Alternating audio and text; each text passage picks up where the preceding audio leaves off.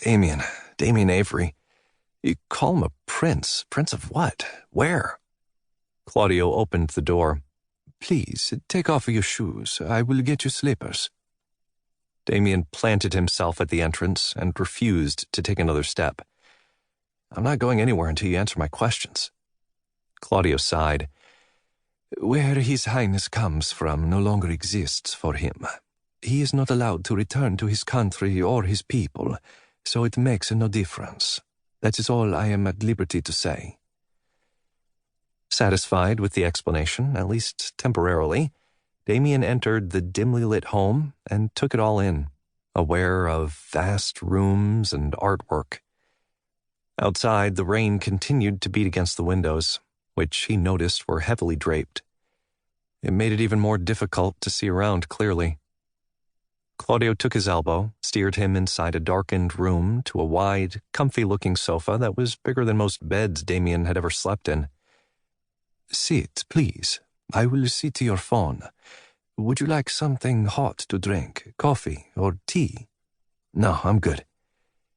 He perched on the edge of the sofa, even though all he wanted was to lie down and sleep. God, he was tired. And this was the first time he'd gotten out of the rain and had a chance to sit all day. He hadn't even had time to think about getting fired that morning from the mailroom job Patrick had gotten him. Very well. I shall return shortly.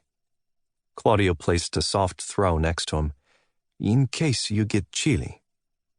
He glided out of the room on silent feet. Damion touched the blanket and couldn't help running his hands over the incredibly luxurious cashmere fabric. He shivered, so he drew it around his shoulders and was instantly cocooned in warmth. Damn, this is the way to live. With a happy sigh, Damion settled himself into the pillows on the sofa and yawned. His eyes slid shut. He had no idea what woke him.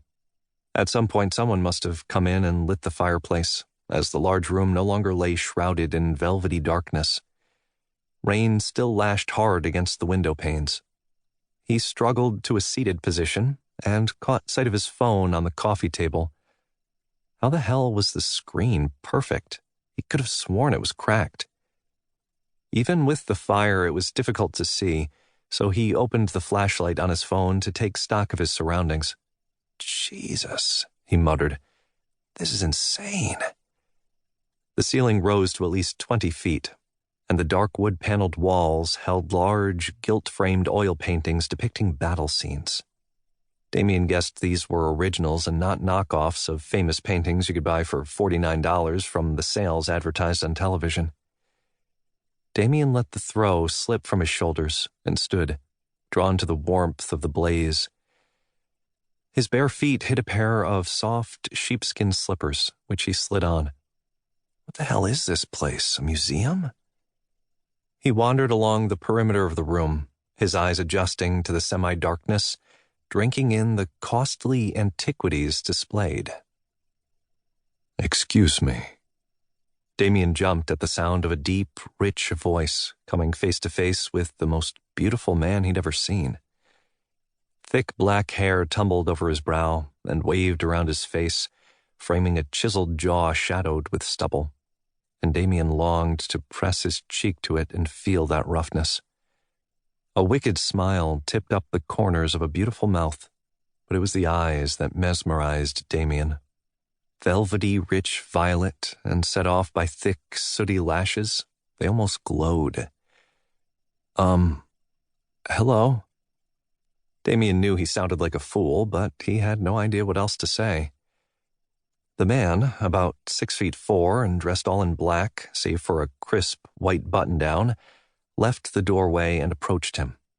His stride was long and fluid, almost cat-like in its grace, and Damion remained rooted to the spot as he drew closer. May I ask who you are, and what you're doing in my home?